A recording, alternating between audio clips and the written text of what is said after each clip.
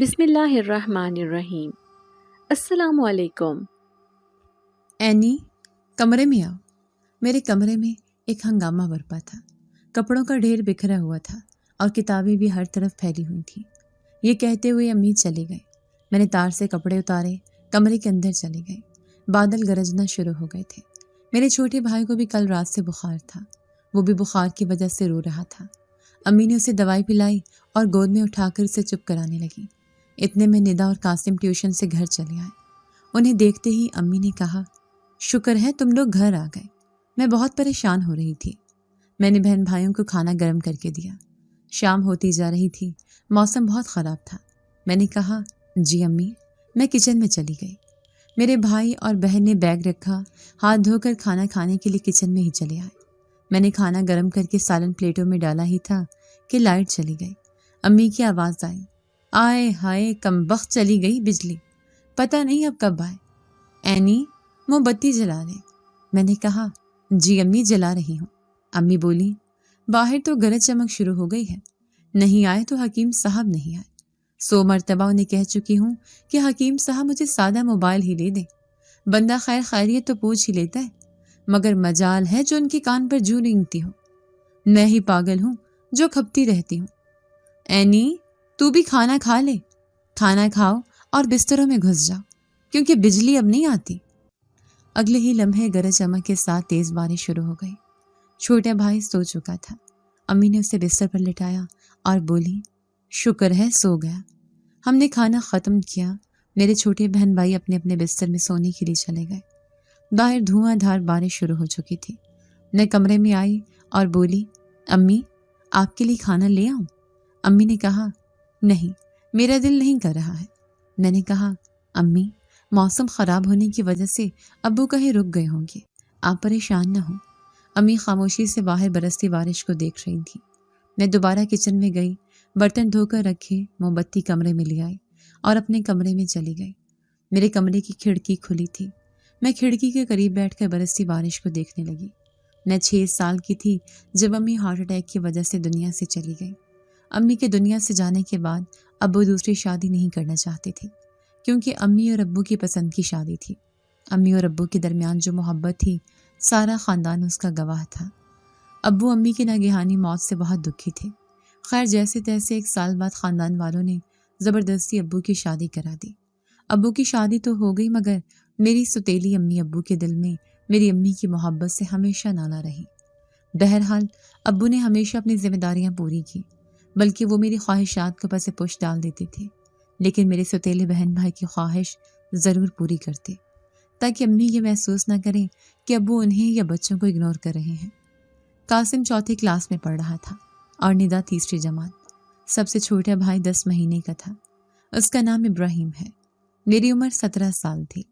امی کا رویہ میرے ساتھ ہمیشہ ہی سرد رہا تھا اور یہ ابو بھی جانتے تھے، مگر وہ خاموش رہتے اور امی کی کڑوی باتوں کو بھی خاموشی سے پی جاتے۔ 2 گھنٹے مسلسل موسلادھار بارش ہوتی رہی۔ خدا خدا کر کے بارش تھمی تو تھوڑی دیر بعد لائٹ آ گئی۔ امی نے فوراً مجھے پکارا، اینی بجلی آ گئی ہے، اپنے ابو کا بستر ٹھیک کر لے، وہ آتے ہی ہوں گی۔ میں نے کہا، ٹھیک ہے امی۔ میں نے ابو کا بستر ٹھیک کیا۔ اتنے میں دروازے پر زور زور سے دستک ہونے لگی۔ میں دروازہ کھولنے کے لیے جانے لگی تو امی نے کہا، رک جا، میں جاتی ہوں، تیرے ابا آ گئے ہیں۔ امی نے دروازہ کھولا۔ دروازے پر دادا اور بڑے چچا کھڑے تھے۔ انہوں نے چرپائی اٹھا رکھی تھی۔ دادا، بڑے چچا، چھوٹے چچا، خاندان کے چند بزرگ اور کچھ محلے والے بھی۔ بڑے چچا نے چرپائی نیچے رکھی۔ امی نے کہا، ابا جی کیا ہے یہ سب؟ حکیم صاحب کہاں ہیں؟ میں صبح سے ان کی راہ دیکھ رہی ہوں۔ دادا رونے لگے۔ انہوں نے آگے بڑھ کر امی کے سر پر ہاتھ رکھ دیا۔ امی پیچھے ہٹ گئی اور بولی، کیا ہو رہا ہے؟ چرپائی پر کون لیٹا ہے؟ بڑے چچا نے چادر ہٹائی۔ ابو چرپائی پر ایسے لیٹے تھے جیسے گہری نیند سو رہے ہوں۔ بڑے چچا نے کہا، بھابھی صبر کریں، میرا بھائی اب دنیا میں نہیں رہا، وہ اگلے سفر پر روانہ ہو گیا ہے۔ چچا کی یہ بات سن کر میں چرپائی کی طرف بھاگی۔ میں نے ابو کو اٹھاتے ہوئے کہا، ابو اٹھ جائیں، ابو آپ ہمیں اکیلا چھوڑ کر کیسے جا سکتے ہیں؟ امی تو سکتے میں ہی چلی گئی تھی۔ عام دنوں میں امی ابو کے گھر پر لیٹ آنے پر اتنی پریشان نہیں ہوتی تھیں جتنی آج پریشان ہو رہی تھیں۔ صبح ابو کے گھر سے جانے کے 2 گھنٹے بعد سے امی بار بار یہی کہہ رہی تھیں کہ حکیم صاحب مجھے فون خرید کر نہیں دے رہے ہیں۔ آج فون ہوتا تو میں حکیم صاحب سے کہتی کہ کم از کم آج تو گھر جلدی آ جائے۔ پتہ نہیں آج میرا دل بہت گھبرا رہا ہے۔ حکیم صاحب جلدی گھر آ جاتے تو میں ان کے ساتھ اپنی بہن کے گھر چلی جاتی۔ میرا دل بہل جاتا۔ ہم پر تو ایک طوفان گزر گیا۔ ابو کے کل ہوئے چہلم ہوا۔ امی بالکل خاموش ہو چکی تھی۔ ندا اور قاسم بہت غمزدہ تھے۔ ابو کی اچانک جدائی کو وہ قبول ہی نہیں کر رہے تھے۔ ابو کے بغیر میرا کیا بنے گا؟ میں کیا کروں گی؟ 11 سال پہلے امی کو کھویا اور آج ابو بھی مجھے اکیلا چھوڑ گئے۔ ہمارے گھر غم کی کالی چادر تنی ہوئی تھی۔ بچوں کی آواز کانوں سے ٹکرا جاتی تو ٹھیک، ورنہ گہری خاموشی رہتی۔ ایسا لگتا جیسے ابو کے جانے کے بعد امی مجھ سے ناتا ہی توڑ چکی تھیں۔ ابو کو دنیا سے گئے 6 مہینے بیت چکے تھے۔ ایک دن اپنے کمرے میں ظہر کی نماز کے بعد قرآن پاک کی تلاوت کر کے فارغ ہوئی۔ امی کمرے میں آئیں اور کہنے لگیں، اینی، رات کے کھانے پر بہت خاص مہمان آ رہے ہیں، ان کے لیے کھانا تیار کرنا ہے۔ ایک تو تم میرے ساتھ کھانے کی تیاری کرواؤ، اس کے بعد اچھے سے کپڑے پہن کر تیار ہو جانا۔ میں نے پوچھا، امی کون آ رہا ہے؟ امی نے کہا، رشتے والے آ رہے ہیں تمہیں دیکھنے کے لیے۔ یہ کہہ کر امی کمرے سے چلی گئی۔ امی کی بات سن کر میں تو ساکت وہیں کھڑی کی کھڑی رہ گئی۔ رشتے والے؟ امی میری شادی کرنا چاہتی ہے؟ ابو کے دنیا سے جانے کے بعد وہ مجھ سے اتنی جلدی تنگ آ گئی ہے۔ امی کی آواز آئی، اینی کیا کرنے لگ گئی ہو؟ جلدی آؤ۔ میں کچن کی طرف چل پڑی۔ میں نے میٹرک اچھے نمبروں سے کیا تھا۔ کالج میں داخلہ لینا چاہتی تھی، مگر امی نے میرا کالج میں داخلہ نہ ہونے دیا۔ پھر میں نے ایف اے کا پرائیویٹ امتحان دیا اور ایف اے بھی اچھے نمبروں سے کر لیا، لیکن اس کے بعد میں تعلیم جاری نہ رکھ سکی۔ امی نے ہمیشہ یہی کوشش کی کہ جتنا پڑھ لکھ لیا ہے وہ کافی ہے، اور اس میں وہ کافی حد تک کامیاب بھی رہی۔ میں کچن میں گئی اور بولی، امی آپ میری شادی اتنی جلدی کیوں کر رہی ہیں؟ وہ بولی، اتنی جلدی مطلب پورے 17 سال کی ہو گئی ہو، تیرا باپ دنیا سے چلا گیا ہے، تجھ سے چھوٹے تیرے بہن بھائی ہیں، کس کس کو پالوں گی؟ تو اپنے گھر کی ہو جا تاکہ تیری ذمہ داری سے تو میں فارغ ہوں۔ میں کھانا بنانے میں امی کا ہاتھ بٹانے لگی۔ مجھے ابو کی یاد آ رہی تھی۔ میں کام کر رہی تھی اور میری آنکھوں سے مسلسل آنسو گر رہے تھے، مگر امی نے ایک بار بھی آگے بڑھ کر میرے آنسو نہ پہنچے، میری دل جوئی نہ کی۔ امی نے کھانے پینے کا اچھا اہتمام کیا تھا، قورمہ، کباب، کوفتے، سلاد، آخر میں پلاؤ کو دم دیا۔ مغرب ہونے والی تھی۔ امی نے کہا، چلو اب تم جا کر تیار ہو جاؤ، مغرب کے فوراً بعد مہمان آ جائیں گے۔ میں سر جھکائے چلی گئی۔ میں نے اپنے کپڑے استری کیے۔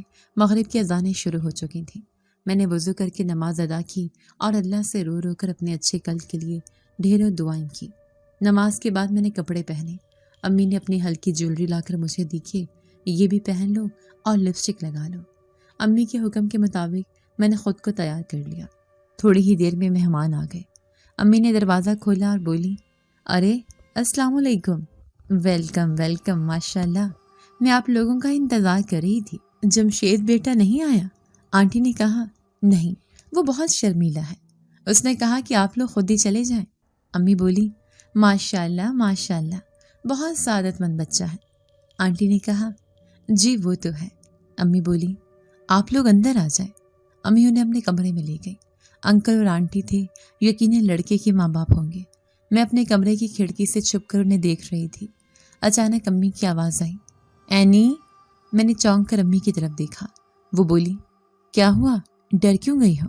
میں نے نہیں میں سر ہلا دیا۔ امی نے کہا، چلو لڑکا نہیں آیا ہے، اس لیے زیادہ پریشان ہونے یا شرمانے کی ضرورت نہیں ہے، کھانا لے کر آؤ اور ٹیبل پر لگاؤ۔ میں نے ہاں میں سر ہلا دیا۔ امی چلی گئی۔ میں کچن میں گئی، کھانا برتنوں میں ڈالا اور کمرے کے اندر لے گئی۔ میں نے مہمانوں کو سلام کیا، انہوں نے سلام کا جواب دیا۔ آنٹی نے کہا، ماشاء اللہ، کاشفہ بیٹی تو بہت خوبصورت ہے، مجھے تو بہت پسند آئی ہے۔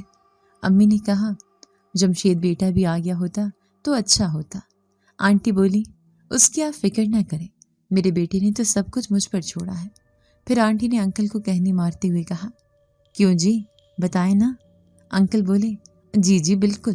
آنٹی نے مجھے اپنے پاس بٹھا لیا، اپنے پرس سے سونے کی انگوٹھی نکالی اور میری انگلی میں پہناتے ہوئے بولی، کاشفہ، اینی آج سے میری ہوئی۔ امی بولی جی مجھے تو کوئی اعتراض نہیں۔ میں اٹھ کر اپنے کمرے میں چلی آئی۔ چھوٹے بہن بھائی برآمدے میں بیٹھے کھیل رہے تھے۔ امی کے کمرے سے گپ شپ اور ہنسنے کی آوازیں آ رہی تھیں۔ مہمانوں نے کھانا کھایا اور جلدی امی سے اجازت لے کر چلے گئے۔ اگلے دن پڑوس کی عتیقہ پھپھو میرے سسرال سے میسج لے کر آئیں کہ اینی کے سسرال سے پیغام آیا ہے، اگلے جمعے سادگی سے بارات لے کر آئیں گے، نکاح کریں گے اور اینی کو رخصت کر کے لے جائیں گے۔ آپ لوگوں نے جس کو دعوت دینی ہے دے دے اور اہتمام کرنے کی ضرورت نہیں ہے، سب کچھ سادگی سے کریں گے۔ امی اس پیغام سے بہت خوش تھی۔ بولی آپا سچ پوچھیں تو اینی کی قسمت اچھی ہے، لڑکا BA پاس ہے، پرائیویٹ کالج میں کلرک ہے، چلو آج پرائیویٹ نوکری کر رہا ہے، اللہ نے چاہا تو کل کو سرکاری نوکری بھی لگ جائے گی۔ اینی سے 4-5 سال ہی بڑا ہوگا، زیادہ عمر بھی نہیں ہے، اوپر سے ان لوگوں کو جہیز کا لالچ بھی نہیں ہے۔ آپ بتائیں ایسے آئیڈیل رشتے آج کل کہاں ملتے ہیں؟ صرف جہیز ہی مانگ لیتے تو یہ شادی کبھی نہ ہو پاتی۔ یہاں کمانے والا کون ہے جو جہیز جوڑے گا؟ عتیقہ پھپھو بولی اچھی بات ہے کاشفا، دیکھنے میں تو سب اچھا ہی لگ رہا ہے، اللہ بچی کے نصیب اچھے کرے۔ امی کہنے لگی ہاں بالکل، اور لڑکی کا اپنا نصیب بھی تو ہوتا ہے، بندہ اپنی طرف سے تو اچھا ہی کرتا ہے۔ اسی دن رات کے کھانے پر امی نے ددیال اور ننیال کے سارے بزرگوں کو گھر بلا لیا، ان کے سامنے سارا معاملہ رکھا۔ کچھ بزرگ تو اس رشتے پر راضی تھے، جبکہ کچھ اس لیے ناراض تھے کہ سب کچھ خود طے کر لیا تو ہمیں بلانے کی کیا ضرورت تھی۔ کافی دیر بحث چلتی رہی، بہرحال امی نے انہیں راضی کر لیا، اور رشتے ناراض بھی کتنی دیر رہتے ہیں۔ خیر میری شادی کی ذمہ داری سب بزرگوں نے آپس میں بانٹ لی۔ دادا نے مہمانوں کو کھانا کھلانے کی ذمہ داری خود لے لی۔ بڑے چچا نے کہا بیٹی کا معاملہ ہے، بالکل خالی ہاتھ تو نہیں بھیج سکتے ورنہ لوگ کیا کہیں گے۔ مجھے فرنیچر دینے کی ذمہ داری بڑے اور چھوٹے چچا نے لے لی، اور بھی گھر کا کچھ ضروری سامان دینے کی ذمہ داری خاندان کے کچھ اور بزرگوں نے لے لی۔ دادا نے سب کو تنبیہ کی جس نے جو دینا ہے پرسوں تک یہاں پہنچا دے، تاکہ شادی سے پہلے ہم اپنی بیٹی کا سامان اس کے سسرال پہنچا دیں۔ جتنی ہماری حیثیت ہے اتنا ہی دیں گے، مگر بالکل خالی ہاتھ بیٹی کو رخصت کرنا ہماری بے عزتی ہے۔ میری شادی کے سارے انتظامات کر لیے گئے۔ جمعرات والے دن شام کے وقت بڑے چچا کا چھوٹا بیٹا عادل، جو یونیورسٹی میں پڑھ رہا تھا، گھر آیا، امی کے کمرے میں گیا اور ان سے باتیں کرنے لگا۔ میں بھی امی کے کمرے میں جانے لگی، مگر ان کی باتیں سن کر باہر ہی رک گئی۔ عادل امی سے کہہ رہا تھا چچی آپ اس شادی کے لیے بہت جلدی کر رہی ہیں۔ امی بولی دیکھو بیٹا، یہ عمر ہی ایسی ہے، جوانی میں کسی کے قصے نہیں ہوتے، مگر شادی کے بعد سب ٹھیک ہو جاتا ہے، اور اینی کو اس کی ساس اور سسر خود لے کر جا رہے ہیں، تو کیا وہ اینی کی ذمہ داری نہیں لیں گے؟ تم فکر مت کرو، کچھ نہیں ہوتا۔ جمعے کا دن آن پہنچا۔ جمعے کی نماز کے بعد میری بارات نے آنا تھا۔ امی نے محلے کی ہی ایک پارلر والی کو گھر بلا لیا تھا۔ وہ صبح 10 بجے ہی آ گئی۔ اس نے مجھے تیار کیا، دلہن بنایا۔ جمعے کے بعد بارات آ گئی، میرا نکاح ہوا۔ اس کے بعد مہمانوں کو کھانا کھلایا گیا۔ کھانے کے بعد میری رخصتی ہو گئی۔ گھر سے رخصت ہوتے ہوئے میرا دل امی ابو کو یاد کر کے خون کے آنسو بہا رہا تھا۔ یہ کیسی رخصتی تھی؟ میرے سر پر ہاتھ رکھنے کے لیے نہ میری ماں زندہ تھی، نہ میرا باپ زندہ تھا۔ مجھے ایسا لگ رہا تھا جیسے لاوارثوں کی طرح مجھے جلد بازی میں گھر سے نکالا جا رہا ہو۔ مجھے گاڑی میں بٹھایا گیا اور گاڑی اپنی منزل کی طرف روانہ ہو گئی۔ تقریباً 20 منٹ کے بعد میرا سسرال آ گیا۔ گاڑی گھر کے اندر داخل ہوئی۔ میرے ساتھ میری وہی خالہ آئی تھیں جنہوں نے مجھے 3 سال تک پالا تھا۔ میرے سسر نے گاڑی کا دروازہ کھولا۔ میرے شوہر فرنٹ سیٹ پر بیٹھے تھے۔ وہ گاڑی سے نکلے اور تیز تیز قدم اٹھاتے اندر چلے گئے۔ میں اور خالہ گاڑی سے باہر نکل آئے تھے۔ میری ساس نے فوراً مجھے بازو سے پکڑا اور میرے ماتھے پر بوسہ دیتے ہوئے بولی ماشاء اللہ، اللہ نظر بد سے بچائے، میری بہو تو غضب ڈھا رہی ہے۔ امی مجھے پکڑے اندر کی طرف چل پڑی۔ میرا بیٹا بہت تھک چکا ہے، آج اس کی صبح سے ہی طبیعت بھی ٹھیک نہیں تھی، لیکن اپنی اتنی پیاری دلہن کو دیکھے گا تو بالکل ٹھیک ہو جائے گا۔ میری ساس مجھے لے کر میرے کمرے میں چلی آئی۔ انہوں نے مجھے بیڈ پر بٹھایا، میرے سامنے بیٹھ گئی اور بولی بیٹا، میری دعا ہے کہ تم اس گھر کے لیے بابرکت ثابت ہو اور میرے بیٹے کو ہمیشہ خوش رکھو۔ ہم ہمیشہ تمہارے ساتھ رہیں گے، بس تم نے میرے بیٹے کا دل جیتنا ہے، اسے خوش رکھنا ہے۔ جمشید میرا چھوٹا اور لاڈلا بیٹا ہے۔ بڑا بیٹا تو ملک سے باہر گیا، وہیں شادی کر کے وہیں سیٹلڈ ہو گیا۔ میں چاہتی ہوں کہ میرا چھوٹا بیٹا ہمیشہ میرے قریب رہے۔ तुम समझ रही हो ना? मैंने हाँ में सर हिला दिया। वो बोली, चलो अब तुम भी थकी हुई हो, इसलिए मैं तुम्हारा ज़्यादा वक्त नहीं लूँगी। ये कहकर वो कमरे से चली गई। उनके जाने के बाद खाला मेरे पास बैठ गई और बोली, एनी, आज से मुझे अपनी माँ की तरह समझो। तुम्हें कोई भी तकलीफ़ हो, कोई परेशानी हो, बिला झिझक मुझे फ़ोन कर देना। अल्लाह करेगा तुम्हारी ज़िंदगी का ये सफ़र तुम्हारे लिए नेक साबित हो। मैं बस यही कहूँगी कि मुझसे कभी कुछ नहीं छुपाना। तुम आराम करो, मैं अब चलती हूँ। ये कहकर खाला कमरे से चली गई। खाला के जाने के बाद मेरे शौहर कमरे में आए। उन्होंने सोने की अंगूठी मेरे सामने रखी और सोफे पर दूसरी तरफ मुंह करके लेट गए। मैं हैरत से उनकी तरफ देख रही थी। ये कैसी बेगानगी थी, हाल तक पूछना गवारा नहीं किया। मैंने अपने सामने रखी डिब्बी उठाई, उसे खोला, उसके अंदर सोने की अंगूठी थी। मैंने डिब्बी दोबारा बंद की और उसे साइड टेबल पर रख दिया। मैं काफ़ी देर बुत बनी बैठी रही, फिर उसी तरह तकिए पर सर रख कर लेट गई। थकावट इतनी थी कि लेटते ही मुझे नींद आ गई। सुबह मेरी आंख खुली, मेरे शौहर मेरा बाजू हिलाकर मुझे जगा रहे थे। उठ जाओ एनी, उठ जाओ। मैं डर कर उठ बैठी। वो बोले, अपने जेवरात उतारो और अपना हुलिया दुरुस्त करके बाहर नाश्ते के लिए आ जाओ। मैंने कहा, जी अच्छा। ये कहकर वो अटैच बात में चले गए। मैं उठी, अपने जेवरात उतारे, उन्हें अलमारी में रखा। अलमारी से अपने कपड़े निकाले। इतने में मेरे शौहर बात से बाहर आ गए और कमरे से बाहर चले गए। मैं फ्रेश हुई, अपने लहंगे को समेट कर अलमारी में रखा। इतने में बड़ी खाला मेरे कमरे में आ गई और मेरा सादा लिबास देखकर बोली, अरे एनी, ये क्या पहन रखा है? तुम नई नवेली दुल्हन हो, खुद को दुल्हन की तरह सजा बना कर रखो। मैंने कहा, खाला, ये कपड़े हल्के फुल्के हैं। वो बोली, दफा करो हल्के फुल्के को, यही तो चंद दिन हैं कि दुल्हन की तरह बन संवर कर रहो, फिर यही हल्के फुल्के कपड़े पहनकर घर के काम ही तो करने हैं। खाला ने अलमारी से भारी काम वाले कपड़े निकाले, मुझे दुल्हन की तरह तैयार किया। बाहर अम्मी ने हमारा नाश्ता भिजवा दिया था। नाश्ते के बाद मेरे शौहर ने हमें घर पहुंचाया। मैं 3 दिन मेहमानों की तरह घर रही। खाला भी मेरे साथ रही। खाला ने सिर्फ मुझसे इतना कहा, एनी, तुम्हारा शौहर पढ़ा लिखा है, खुश शक्ल है, मगर मैंने महसूस किया है उसका लहजा बहुत सर्द है। शायद मेरा वहम हो, लेकिन मेरा बच्चा, मेरी एक बात याद रखना, मुझसे कभी कुछ न छुपाना। मेरी बहन की एक ही निशानी है। मैं नहीं चाहती कि ज़िंदगी के इस मुश्किल सफ़र में मेरी भांजी को माँ की कमी महसूस हो। इब्तिदाई रस्में पूरी हुई और ज़िंदगी मामूल पर आ गई। मेरे शौहर बिला ज़रूरत मुझसे बिल्कुल बात न करते। मेरी सास भी ये सब देख रही थी, मगर वो कोई ना कोई बहाना करके हंस कर टाल जाती। उनकी बस एक ही बात होती, तुम परेशान मत होना, मेरा बेटा ऐसा ही है। लेकिन परेशान कैसे न होती। मेरे शौहर और मेरे बीच फासले बहुत ज़्यादा थे। हम एक ही छत के नीचे एक ही कमरे में 2 अजनबियों की तरह रहते। एक दिन मेरे शौहर ड्यूटी से आए, बहुत थके हुए लग रहे थे। वो आते ही ये कहकर बिस्तर पर लेट गए कि मुझे कोई ना हिलाए, बहुत थका हुआ हूँ और नींद आ रही है। मैंने सोचा कि उन्हें कहूँ खाना खाकर सो जाए। जैसी मैं उनके पास गई, मैंने उनके कंधे पर हाथ रख दिया और बोली, खाना खाकर सो जाए। उन्होंने पलटकर मेरी तरफ देखा। वो उठकर बैठे, मुझे जोर से थप्पड़ मारा और बोले, तुम्हें हिम्मत कैसे हुई कि मेरे करीब आओ? आइंदा ये गलती मत करना। उसके बाद वो उठे, उन्होंने मेरी कलाई पकड़ी, मुझे खींचते हुए कमरे से बाहर धक्का दे दिया। सामने मेरी सास खड़ी देख रही थी।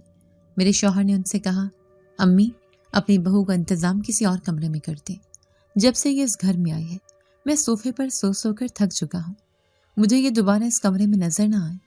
ये कहकर उन्होंने कमरे का दरवाज़ा बंद कर दिया। मैं अपने गाल पर हाथ रखे फर्श पर गिरी हुई थी।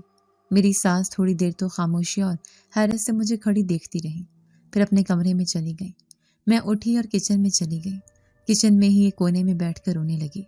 मुझे समझ नहीं आ रहा था कि आखिर मुझसे क्या गलती हुई है।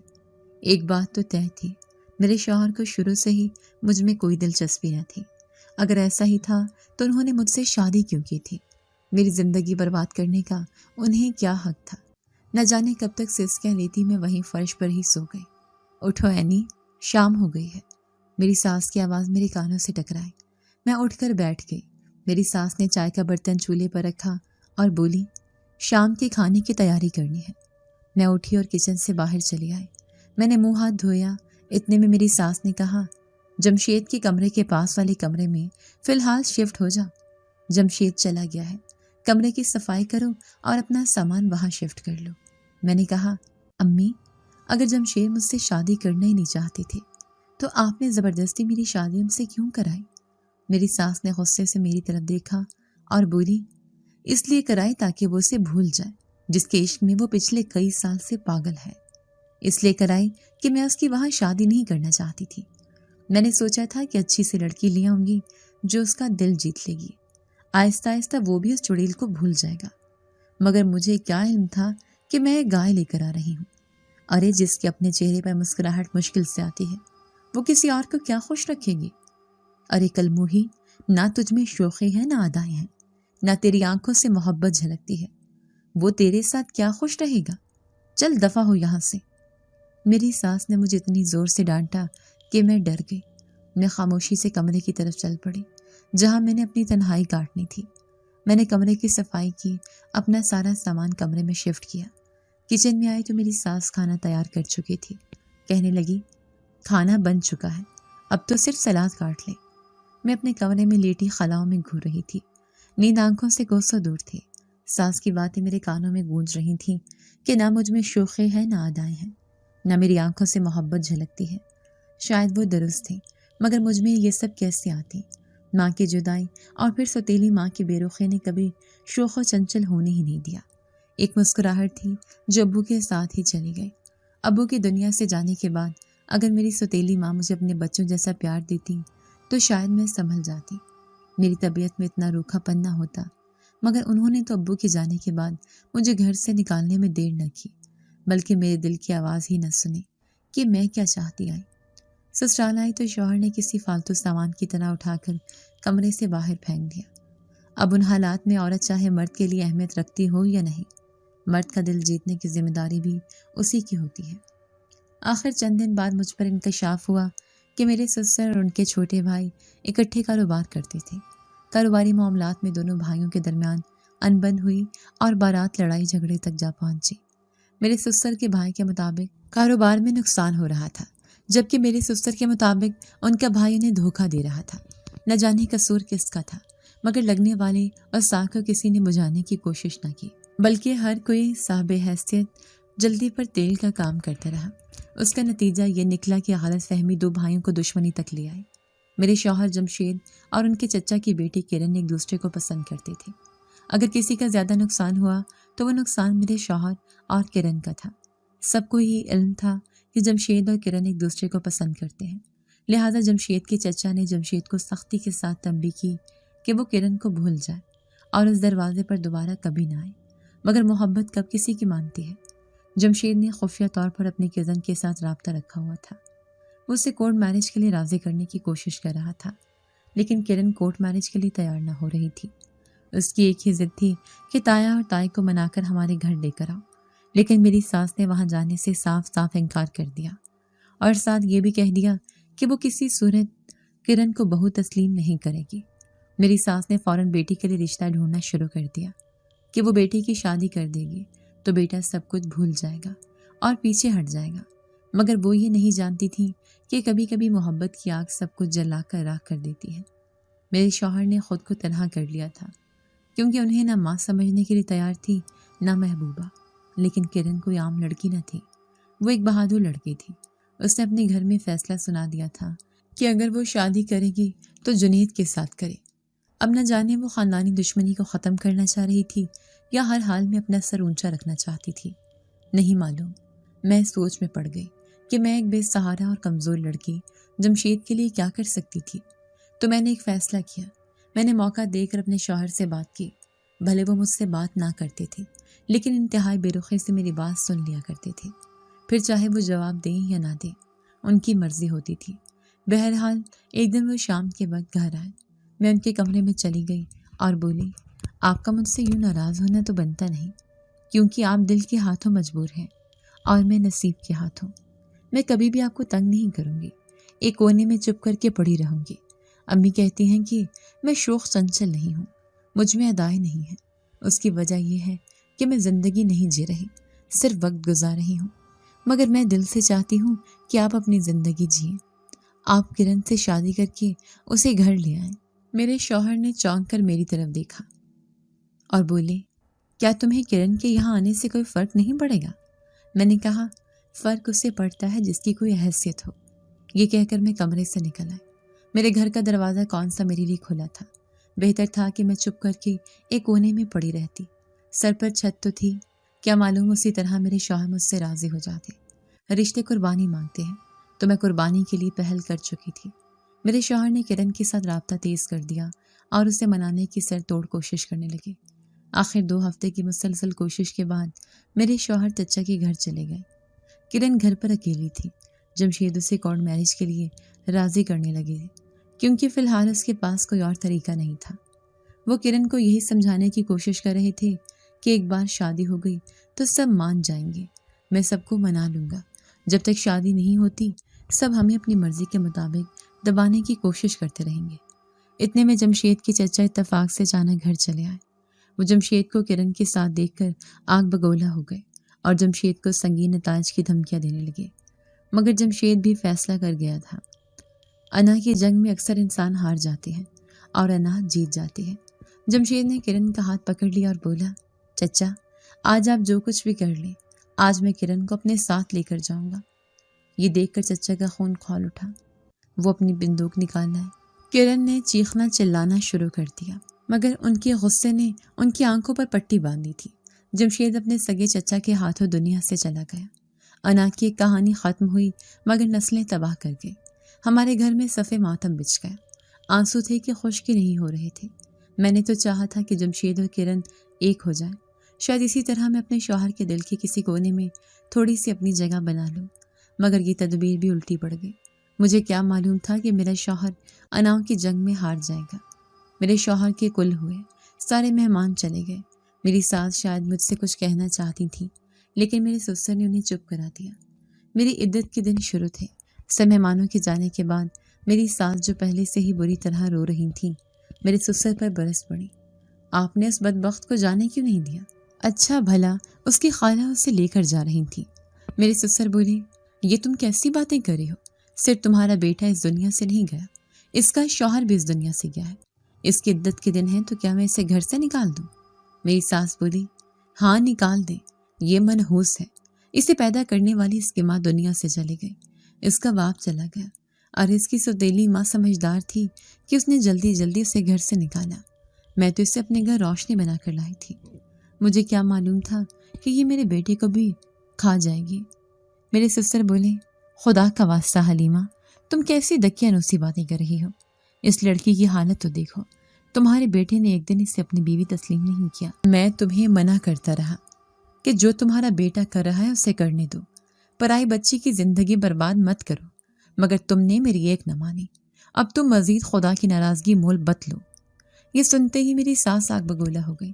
میری ساس نے مجھے بازو سے پکڑا اور کھینچتے ہوئے باہر لے جاتے ہوئے بولی میں تجھے یہاں نہیں رہنے دوں گی، منحوس چل نکل میرے گھر سے۔ میں اپنی ساس کی منت کرنے لگی، امی خدا کے لیے مجھے چھوڑ دے، میں بے قصور ہوں۔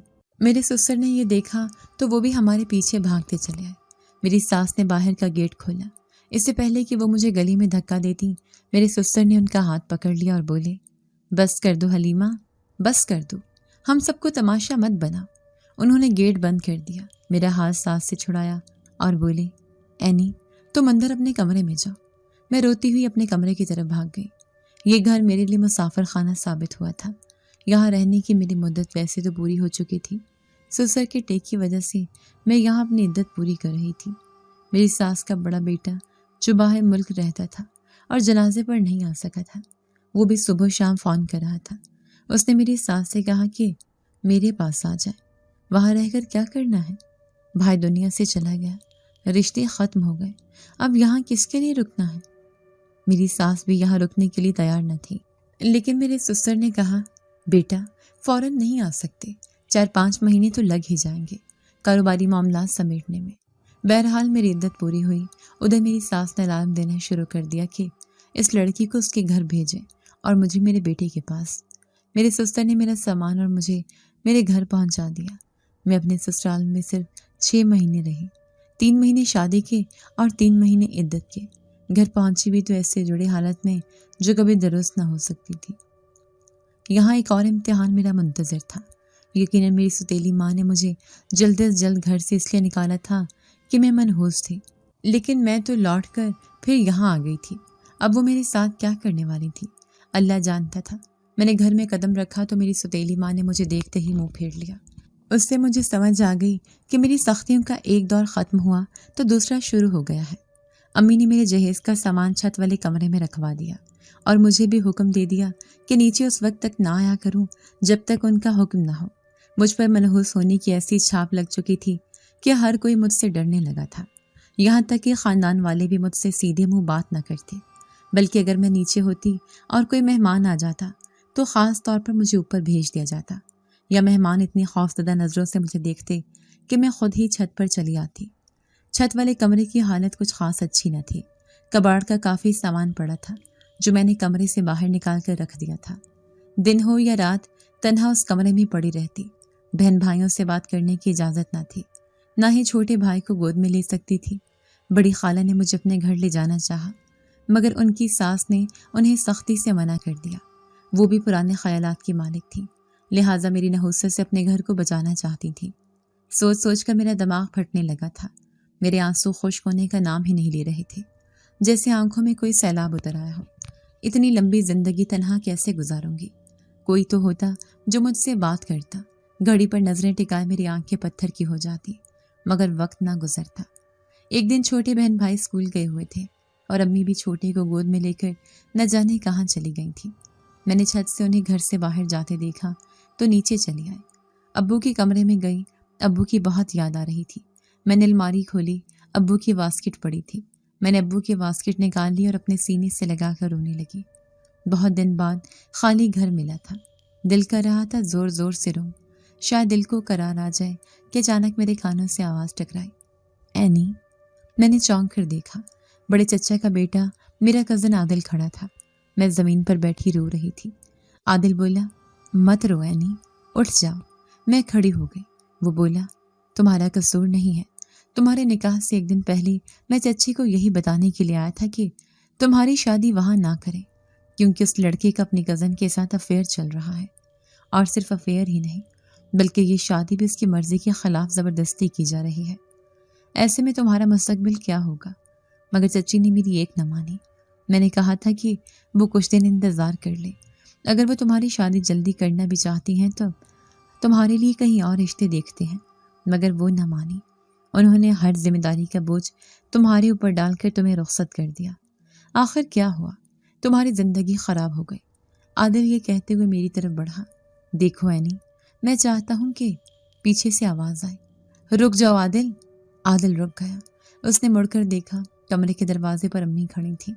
وہ غصے سے ہمیں دیکھ رہی تھیں۔ بولی، کس کی اجازت سے اندر آئے ہو؟ عادل پریشان ہو گیا اور بولا، چچی، یہ میرے چچا کا گھر ہے، مجھے یہاں آنے کے لیے کسی کی اجازت نہیں چاہیے۔ امی چلائی، تمہارے چچا اس دنیا میں نہیں رہے، اس لیے اگر میں گھر پر نہیں ہوں تو تمہیں باہر والے دروازے سے واپس لوٹ جانا چاہیے۔ عادل بولا، چچی، آپ زیادتی کر رہی ہیں۔ امی چلاتے ہوئے بولی، میں اس گھر کی عزت کو خاک میں نہیں ملانا چاہتی، سمجھ گئے تم؟ تمہارے سامنے جو معصوم صورت کھڑی ہے، اس کی نحوست سے گھر کے گھر تباہ ہو گئے۔ اب کیا تم برباد ہونا چاہتے ہو؟ عادل خاموش تھا، کچھ نہ بولا۔ وہ چند لمحے امی کو دیکھتا رہا، پر خاموشی سے باہر نکل گیا۔ اس کے جانے کے بعد امی میری طرف آئیں۔ انہوں نے ابو کے باسکٹ میرے ہاتھ سے کھینچ کر بیڈ پر پھینکی اور مجھے بالوں سے گھسیٹتے ہوئے کمرے سے باہر لے آئیں۔ میں نے کہا، امی خدا کے لیے مجھے چھوڑ دیں، میں دوبارہ کوئی غلطی نہیں کروں گی۔ امی نے میرے بالوں کو کھینچتے ہوئے کہا، تجھے غلطی کرنے کے لیے میں زندہ چھوڑوں گی تب تو غلطی کرے گی نا؟ امی نے مجھے زمین پر دھکا دیا اور قریب رکھی چھڑی اٹھانے کے لیے لپکی کہ اسی اسنا میں اٹھی اور تیزی سے چھت کی طرف دوڑ لگا دی۔ میں کمرے میں گھسی، میں نے دروازہ اندر سے بند کر کے کنڈی لگا دی۔ امی بھی اوپر آ گئی۔ انہوں نے دروازہ کھولنے کی کوشش کی اور بولی، کھول دروازہ، اب اندر کیوں چھپ گئی ہے؟ کھول دروازہ تاکہ آج میں تیرا قصہ ہمیشہ کے لیے ختم کر دوں۔ مگر میں نے دروازہ نہ کھولا۔ امی نیچے چلی گئی۔ ہر طرف خاموشی چھا گئی۔ میں وہیں فرش پر بیٹھ کر رونے لگی۔ کیا کروں؟ کہاں جاؤں؟ اس گھر کو چھوڑ بھی دوں تو کہاں جاؤں گی؟ اچانک ایک جن زیادہ نمودار ہوا اور بولا، سبحان اللہ۔ میں آنکھیں پھاڑے اسے دیکھ رہی تھی۔ میں چلائی، کون ہو تم؟ یہاں کمرے میں کیسے آئے؟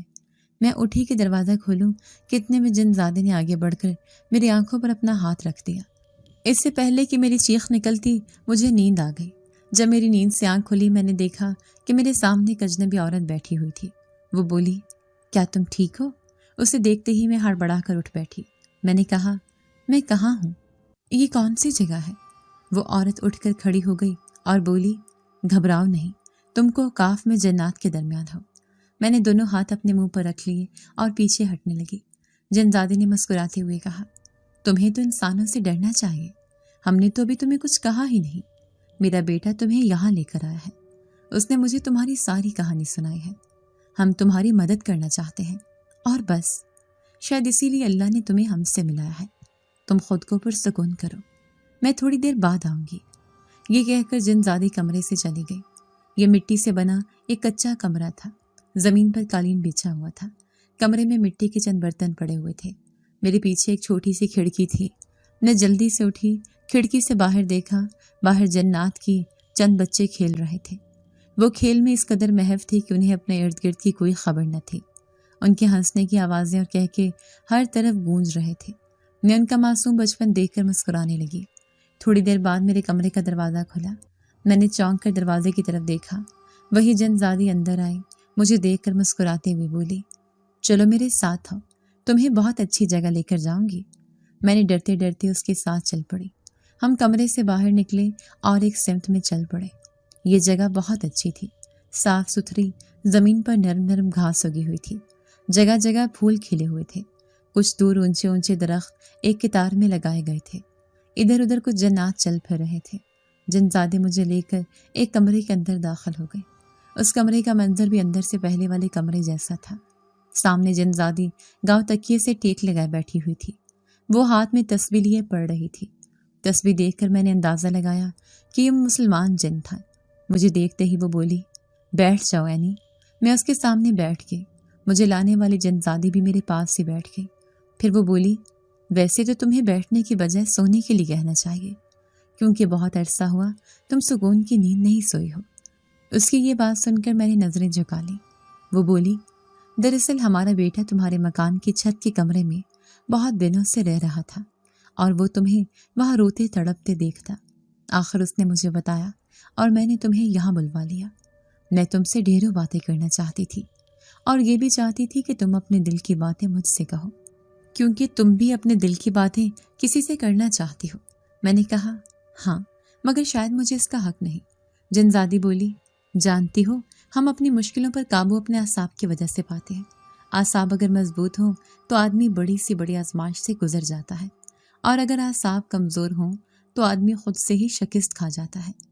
کبھی کبھی صرف 2 میٹھے بول انسان کا حوصلہ بڑھا دیتی ہے، اور تمہیں 2 میٹھے بول کی ضرورت ہے جو تمہیں کہیں سے نہیں ملتے، اور اگر کہیں سے ملنے لگے تو ان کا راستہ روکا جاتا ہے۔ میں پہلے ہی بہت دکھی تھی۔ بولی، میں کیا کروں؟ میں کیسے اپنی تقدیر بدلوں؟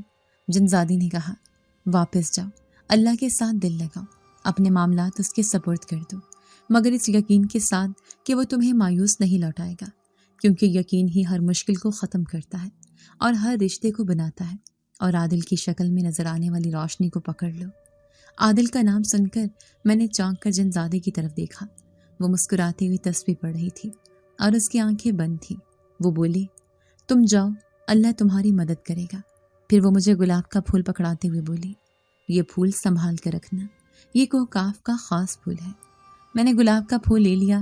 جیسے ہی میں نے گلاب کے پھول کو سونگھا مجھے نیند آ گئی۔ جو میری آنکھ کھلی میں چھت والے کمرے میں اپنے بیڈ پر سو رہی تھی۔ گلاب کا پھول میرے ہاتھ میں تھا۔ مجھے یقین نہیں آ رہا تھا کہ جو کچھ میں نے دیکھا وہ خواب تھا یا حقیقت۔ میں نے گلاب کا پھول تکیے کے نیچے رکھا، کمرے سے باہر نکل آئے۔ نیچے سے آوازیں آ رہی تھیں۔ میں نے جھانک کر دیکھا، بڑے چچا آئے ہوئے تھے۔ نہ جانے ان کے اور امی کے بیچ میں کیا باتیں چل رہی تھیں کہ امی اونچا اونچا بول رہی تھیں۔ آخر چچا نے کہا، دیکھیں بھابھی، اینی کو تمام عمر آپ نے گھر پر تو نہیں بٹھانا نہیں، وہ میرے بھائی کی بیٹی ہے اور میرا بیٹا عادل اسے پسند کرتا ہے، لہذا یہ بات یہی ختم ہوئی۔ آپ اینی کو میرے حوالے کر دیں، اپنے بیٹے کے ساتھ اس کا نکاح بھی میں خود ہی اپنے گھر پر پڑھا لوں گا۔ لیکن امی انتہائی تکبر کے ساتھ کرسی سے کھڑی ہوئی اور بولی، اینی آپ کے بھائی کی بیٹی صحیح، مگر وہ میری بیٹی بھی ہے، چاہے سوتیلی ہی ہو۔ میں اس کی شادی وہیں کروں گی جہاں میں چاہوں گی۔ آپ جلد از جلد عادل کا گھر بسانے کی سوچیں تاکہ وہ اینی کو بھول جائے۔ امی کی یہ بات سن کر مجھے جنزادی کی بات یاد آ گئی۔ عادل کی شکل میں نظر آنے والی روشنی کو پکڑ لو۔ مجھے جمشید اور کرن یاد آ گئے، جن کی صرف محبت ہی نہیں، زندگی بھی ان کے بڑوں کے انا کی نظر ہو گئی تھی۔ کرن بھی جمشید کو چاہتی تھی، مگر نہ جانے کس انا کی تسکین کی خاطر وہ جمشید کو مجبور کرتی رہی کہ وہ تایا اور تائی کو منا کر اسے گھر لے کر جا سکے، جبکہ جمشید کی ماں کے انا کو اس گھر میں جانے سے گزن پہنچتی تھی۔ جمشید ان دو اناؤں کے درمیان اپنی زندگی ہار بیٹھا۔ امی بھی میرے ساتھ وہی کچھ کرنے لگی تھی۔ یہاں تو چچا خود عادل کا رشتہ لے کر آئے، اور نہ جانے امی اپنی کس ثنا کی تسکین کی خاطر اس رشتے کو ٹھکرا رہی تھیں، یا وہ میری زندگی تباہ کرنے کا عزم کر بیٹھی تھی۔ مگر میں کرن نہیں بننا چاہتی تھی۔ چچا واپس جا رہے تھے۔ میں نے چھت سے ہی چچا کو آواز لگائی، چچا جان رک جائیں۔ میری آواز سن کر چچا رک گئے۔ میں سیڑھیوں سے نیچے کی طرف بھاگی۔ میں نیچے پہنچی اور بولی، چچا جان میں یہاں نہیں رکنا چاہتی، مجھے اپنے ساتھ لے جائیں۔ یہ سن کر امی میری طرف لپکی، اینی تم؟ مگر چچا نے امی کو کہا، بس بھابھی میں آپ کی عزت کر رہا ہوں، بس۔ یہ سن کر امی وہیں کھڑی رہ گئی۔ چچا نے میرے سر پر ہاتھ رکھا اور بولے، بیٹا تم اپنے کپڑے لے لو، تمہارا باقی سامان میں خود منگوا لوں گا۔ میں نے اپنے کپڑے پیک کیے اور چچا کے ساتھ ان کے گھر چلی آئی۔ 2 دن کے اندر چچا جان نے میرا نکاح عادل کے ساتھ پڑھوا دیا۔ عادل میری زندگی میں ٹھنڈی ہوا کا جھونکا بن کر آیا۔ اسے بہت اچھی نوکری مل گئی۔ آہستہ آہستہ زندگی معمول پر آ گئی اور میں بھی ایک نارمل زندگی گزارنے لگی۔ خاندان کے باقی لوگوں کو بھی احساس ہو گیا کہ میری سوتیلی ماں کی میرے لیے نحوست کی گردان انتہائی غلط تھی۔ عادل کے ساتھ میری شادی کو 4 سال بیت چکے ہیں۔ میرا ایک چاند سا بیٹا بھی ہے، لیکن میری سوتیلی ماں نے میرے ساتھ جو کچھ کیا، سوچتی ہوں کاش کہ وہ سب کچھ نہ ہوا ہوتا۔ جو میں اور عادل اکیلے ہوتے تو میں نے اسے سب کچھ بتانے کا فیصلہ کیا۔ میں نے اسے جنزادی والی کہانی بھی سنائی۔ میں نے اسے بتایا کہ کیسے اس نے مجھے کوہکاف میں بلایا اور مجھے نصیحتیں کی۔ عادل بہت غور سے میری بات سنتا رہا۔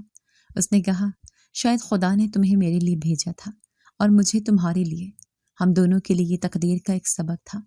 اس نے میرا ہاتھ اپنے ہاتھ میں لیا اور بولا، اب کوئی بھی دکھ تمہیں نہیں کاٹنا پڑے گا، میں ہمیشہ تمہارے ساتھ ہوں۔ اس کے ان الفاظ نے میرے دل کو ایک نئی تقویت دی اور میں نے محسوس کیا کہ جیسے میری زندگی کی تاریک صفحے اب روشن ہو رہے ہیں۔ میں نے عادل سے کہا کہ میری سہیلی سارا آج کل بہت پریشان ہے، اس کے شوہر نے اس پر ہاتھ اٹھایا ہے۔ عادل نے کہا، اسے سمجھاؤ کہ وہ اس رشتے کو ختم کرے، ورنہ ساری زندگی ایسے ہی تکلیف میں گزارے گی۔ ایسے لوگ کبھی سدھرتے نہیں۔ اس نے مزید کہا کہ جسمانی تشدد ایک سنگین مسئلہ ہے اور اس پر خاموش نہیں رہنا چاہیے۔ مجھے اس کی اس بات سے بہت حوصلہ ملا کہ وہ ایک سمجھدار اور مہربان انسان ہے۔ ایک اور دن میں نے عادل سے اپنی سوتیلی ماں کی باتوں کا ذکر کیا۔ اس نے کہا، میں تمہیں کبھی بھی تمہاری سوتیلی ماں کی وجہ سے کسی قسم کی تکلیف نہیں ہونے دوں گا۔ میں انہیں کبھی بھی تمہیں پریشان کرنے کی اجازت نہیں دوں گا۔ اس نے مجھے یقین دلایا کہ اب یہ گھر میرا ہے اور اس گھر میں کسی بھی شخص کو تمہیں پریشان کرنے کا کوئی حق نہیں ہے۔ اس کی یہ بات سن کر میرے دل کو ایک اطمینان ملا اور میں نے محسوس کیا کہ اب میں واقعی ایک محفوظ جگہ پر ہوں۔ میرے بیٹے کی سالگرہ کے موقع پر میں نے امی کو اور اپنے بھائی بہنوں کو گھر پر مدعو کیا۔ امی آئیں تو بہت سرد لہجے میں بات کر رہی تھیں۔ عادل نے انہیں سلام کیا اور احترام سے ان سے بات کی۔ اس نے امی سے کہا، امی آپ کا شکریہ، آپ نے عینی کو اتنی اچھی تربیت دی ہے۔ آج وہ میرے لیے اور میرے بیٹے کے لیے ایک بہترین بیوی اور ماں ہے۔ امی اس کی بات سن کر حیران ہو گئیں۔ اس نے مزید کہا، میں آپ کو یقین دلاتا ہوں کہ عینی یہاں بہت خوش ہے اور ہم دونوں ایک دوسرے کے ساتھ بہت خوش ہیں۔ امی نے اس کی بات سن کر صرف مسکراتے ہوئے سر ہلایا۔ عادل ایک روز مجھے پارک لے کر گیا۔ ہم بہت خوش تھے کہ اچانک ہمیں ایک فقیر خاتون نظر آئی۔ وہ بہت ہی پریشان لگ رہی تھی۔ عادل نے اسے دیکھا اور فوراً اس کے پاس گیا۔ اس نے اس سے پوچھا کہ کیا وہ ٹھیک ہے؟ اس نے کہا کہ وہ ٹھیک نہیں ہے اور وہ ایک دن سے بھوکی ہے۔ عادل نے اسے کھانا کھلایا اور اسے کہا کہ وہ آج سے ہمارے گھر میں رہے گی اور اسے نوکری بھی مل جائے گی۔ یہ دیکھ کر میرے دل کو عادل کی مہربانی اور رحم دلی پر بہت فخر ہوا۔ میرے اور عادل کے درمیان وقت کے ساتھ ساتھ خوبصورت اور مزید گہرا رشتہ بننے لگا۔ ہمارا بیٹا بڑا ہو رہا تھا اور ہم دونوں اس کی تعلیم پر بہت توجہ دیتے تھے۔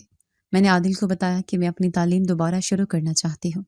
اس نے مجھے فوراً اس کی اجازت دے دی اور مجھے بھرپور سپورٹ کیا۔ میں نے پرائیویٹ کالج میں داخلہ لیا اور پڑھائی شروع کر دی۔ عادل کی نوکری میں ترقی ہو گئی اور ہمیں ایک بہت اچھے گھر میں شفٹ ہونے کا موقع ملا۔ ہم دونوں بہت خوش تھے اور میں نے عادل کا شکریہ ادا کیا۔ اس نے کہا، یہ سب تمہاری وجہ سے ہوا ہے۔ تمہارے گھر میں آنے کے بعد میرے نصیب کھل گئے۔ اس کی بات سن کر مجھے بہت خوشی ہوئی۔ ایک دن میری سسرال سے مجھے ایک فون آیا۔ وہ ساس کی حالت کے بارے میں بتانا چاہتی تھی۔ انہوں نے کہا کہ میری ساس ہسپتال میں ہے۔ میں عادل کے ساتھ ان کے پاس گئی۔ انہوں نے مجھے دیکھا تو مجھے دیکھ کر رونے لگی۔ انہوں نے میرا ہاتھ پکڑا اور کہا، میں نے تمہارے ساتھ بہت برا کیا تھا، مجھے معاف کر دو۔ میں نے انہیں معاف کر دیا اور ان کا ہاتھ تھام لیا۔ میرے بھائی بہنوں کا میرے ساتھ ایک نیا رشتہ بن گیا۔ وہ میرے ساتھ بات کرنے لگے اور میرے بیٹے کے ساتھ کھیلنے لگے تھے۔ میں نے انہیں اپنے گھر میں آنے کا کہا اور وہ خوشی خوشی آ گئے۔ میری سوتیلی ماں بھی میرے ساتھ بہت محبت سے بات کرنے لگی تھی۔ میں نے محسوس کیا کہ میرا ماضی اب واقعی ایک برا خواب تھا۔ میں اب ایک خوشحال زندگی گزار رہی ہوں۔ مجھے اپنے بیٹے، شوہر اور خاندان کا ساتھ حاصل ہے۔ مجھے امید ہے کہ میری کہانی پڑھنے والے لوگ بھی اپنے مشکلات سے لڑ کر آگے بڑھ سکیں گے۔ میری زندگی میں اب صرف روشنی ہے۔ اگر آپ کو آج کی ہماری کہانی پسند آئی ہے تو اسے لائک کیجیے اور اپنے پیاروں کے ساتھ شیئر کیجیے۔ اور ہاں، اگر آپ نے ابھی تک ہمارا چینل سبسکرائب نہیں کیا تو ضرور کیجیے۔ ملتے ہیں کل ایک نئی اور دلچسپ کہانی کے ساتھ۔ تب تک کے لیے اللہ حافظ۔